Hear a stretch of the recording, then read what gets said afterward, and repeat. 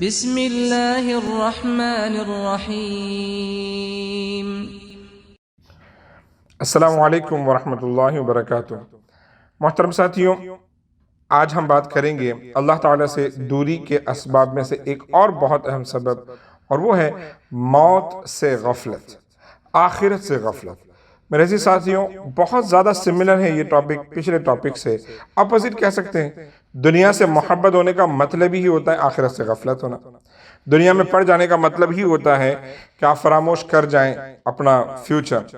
لیکن پھر بھی اس میں کچھ اہم باتیں ہیں کہ دنیا میں ہم کئی مرتبہ پڑھتے ہیں، بہت مرتبہ پڑھ جاتے ہیں، لیکن کوئی ریمائنڈر ہمیں نہیں ملتا، کوئی ایسی چیز ہمیں نظر نہیں آتی کہ جس سے ہم آخرت کی طرف رغبت کریں۔ موت از ون آف them۔ آج ہم بات کریں گے کہ اللہ تعالیٰ نے موت ایک ایسی اٹل حقیقت ہمیں دی ہے، اور قرآن میں جا بجا اس کا ارشاد ہے۔ اس کی وجہ یہ ہے کہ تاکہ اگر ہم بھٹک بھی گئے راستے سے تو ہم کسی اور کی موت کو دیکھ کر نصیحت لے لیں، یا آیات قرآنیہ پڑھ کر نصیحت لے لیں، اور یاد کریں کہ ہمیں ایک نہ ایک دن جانا ضرور ہے۔ آ جائیں، آغاز کرتا ہوں۔ اللہ رب العزت نے قرآن میں ارشاد فرمایا، کل نفس ذائقۃ الموت، ہر ایک کو موت کا مزہ چکھنا ہے۔ میرے عزیز ساتھیوں، یہ جو لفظ ہے ذائقہ، موت کا مزہ چکھنا، یہ خود اپنے آپ میں ایک بہت بڑی نصیحت ہے۔ ہمیں یہ بتایا جا رہا ہے کہ ہم مر جائیں گے تو اس کا مطلب یہ نہیں کہ فائنل ڈیسٹینیشن وہی ہے۔ اگر وہی ہے تو ہم دنیا میں جو چاہیں کریں، اینڈ میں کیا ہوگا؟ مر جائیں گے، پڑے رہیں گے قبر میں۔ پر ایسا ہے نہیں۔ اللہ نے فرمایا صرف ذائقہ ہی چکھو گے، اور اس کے بعد میں لائف دوسری شروع ہوگی جس میں سزا اور جزا ہوگی۔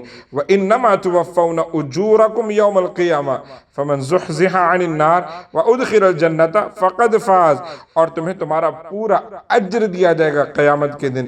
اگر جہنم سے بچ گئے، جنت میں داخل ہو گئے، تو ہی یہ کامیابی ہے۔ میرے عزیز ساتھیوں، اس سے کیا پتہ چلتا ہے؟ موت ایک ایسی حقیقت ہے کہ جو ہمارے اعمال کا فائنل سٹاپ ہے، فل سٹاپ ہے۔ جتنی نیکیاں کرنی وہ اس سے پہلے کر لیں، اس کے بعد نہیں۔ اس کے بعد صرف سزا اور جزا ہے۔ اس کے بعد صرف رزلٹ آئے گا، اچھا رزلٹ آیا تو جنت، اور برا رزلٹ آیا تو جہنم۔ اللہ ہم سب کو محفوظ و مامون فرمائے۔ اور موت کا ایک وقت متعین ہے، لیکن وہ ہے اللہ کے علم میں۔ اللہ تعالیٰ نے ارشاد فرمایا، وَلِكُلِّ أُمَّةٍ أَجَلٌ، ہر انسان کی، ہر ایک امت کی موت جو ہے وہ ایک متعینہ وقت پر لکھی ہوئی ہے۔ وہ آئے گی تو نہ ایک لمحہ پہلے نہ ایک لمحہ بعد۔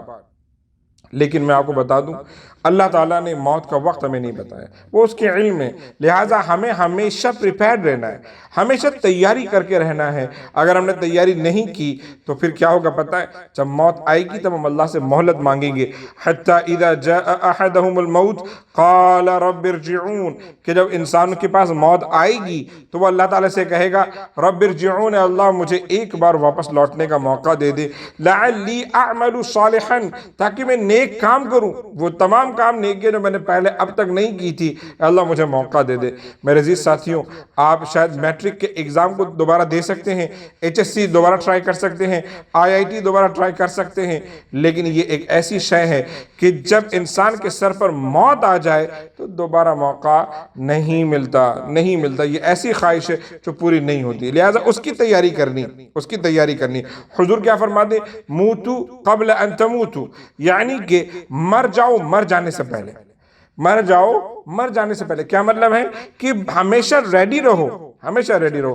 ہمیں زندگی میں چھوٹے چھوٹے گول ہوتے ہیں اور ہم اس کی تیاری کرتے ہیں۔ ہمارا بچہ بلکہ جب بچہ ہونے والا ہوتا ہے اس سے پہلے ہم تیاری کر لیتے ہیں۔ گھر میں اس کی کرب لے کر آتے ہیں، بیڈ لے کر آتے ہیں، ڈائپرز لے کر آتے ہیں، جتنی بھی چیزیں اس کے لیے ضروری ہے، دودھ کی بوتل اگر ضروری ہے وہ لے کر آتے ہیں، فارمولاز لے کر آتے ہیں، ڈاکٹر کی اپوائنٹمنٹ لیتے ہیں، امریکہ میں تو ہیلتھ انشورنس لیتے ہیں۔ ابھی بچہ پیدا نہیں ہوا ہے لیکن اس کی دیکھیں تیاری کیا ہے۔ بچہ 5 سال کا ہے، اس سے پہلے ہونے والا ہے، ہم اس کی تیاری کرتے ہیں اسکول بھیجنے کی۔ بلکہ اسکول بھیجنے کی جو گھر میں تیاری الگ ہوتی ہے، یہاں پر امریکہ میں ایک ایسے بھی اسکول ہیں جو دراصل آپ کو اسکول جانے کا عادی بناتے ہیں۔ وہ کھیلنے کودنے کی جگہ ہوتی ہیں، اور وہاں پر چھوٹے چھوٹے اسکول ہوتے ہیں، اس کو میرے خیال سے پری اسکول بولتے ہیں۔ پھر اس کے بعد آپ جب کوئی امتحان دے رہے ہوتے ہیں تو آپ اس کی تیاری کرتے ہیں۔ بچے کی جب شادی ہوتی ہے تب پیرنٹس 10 سال پہلے سوچ لیتے ہیں کہ اس سن میں بچے کی شادی کرنی ہے انشاءاللہ آگے پیچھے، اور اس میں اس کی گریجویشن ہے تو ہمیں اس سے پہلے اس کی کالج کی فیس کے پیسے جمع کرنے، اس کی جو ہے نا شادی کے لیے پیسے ریڈی کرنے، یہ تمام چیزوں کی پریپریشن ہم کرتے ہیں۔ تو ہمارا دماغ یہاں کیوں نہیں چلتا کہ ایک دن موت بھی آنی ہے؟ اللہ کے سامنے حاضر بھی ہونا ہے، اس کی بھی تو کوئی تیاری کرنی ہے، اس کے لیے بھی تو کچھ ہارڈ ورک کرنا ہے، اس کے لیے بھی تو کوئی اوور ٹائم کرنا ہے، اس کے لیے بھی تو فرض ادا کرنے ہیں، اس کے لیے بھی تو روزے رکھنے ہیں، اس کے لیے بھی تو حقوق اللہ کرنا ہے۔ وہاں ہمارا دماغ نہیں چلتا، خیال ہی نہیں آتا، کیا سوچتے ہیں بس اللہ معاف کر دے گا انشاءاللہ۔ میرے عزیز ساتھیوں، یہ اٹل حقیقت ہے، موت کو اور آخرت کو نہ فراموش کریں۔ اگر ہمارا دماغ وہاں سے ہٹ گیا تو پھر یوں سمجھ لیں کہ ہماری عاقبت برباد ہے۔ اور یاد رکھیں یہ دنیا کے تمام رشتے یہیں رہ جاتے ہیں۔ حضور کی حدیث ہے کہ تمہارے ساتھ 3 لوگ جاتے ہیں۔ جب انسان کی موت ہوتی ہے، کسی مسلمان کے پاس حضور فرماتے 3 طریقے کے لوگ اس کے ساتھ جاتے ہیں، 2 واپس آ جاتے ہیں اور ایک جو ہے وہ اس کے ساتھ ہمیشہ آگے جاتا ہے۔ ہمارا جو قبیلہ ہے، اعز اقربا ہے، وہ ہمارے ساتھ جاتے ہیں، ہمارا جو نام ہے وہ ہمارے ساتھ جاتا ہے، اور ہماری اعمال صالحہ وہ ہمارے ساتھ جاتے ہیں۔ کام کون سا آتا ہے؟ فقط اعمال صالحہ۔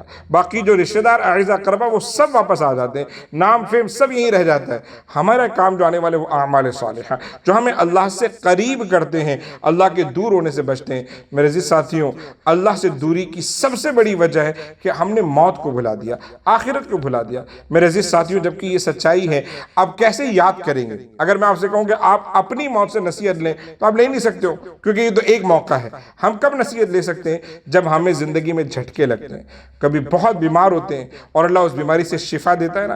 جو بیماری میں کیسا لگتا ہے؟ ابھی کورونا آیا، سب بیمار ہو گئے، ایک ہلکی سی کھانسی نے پریشان کر دیا اور لوگوں کو لگا پتہ نہیں جان بچے گی کہ نہیں، ہے نا؟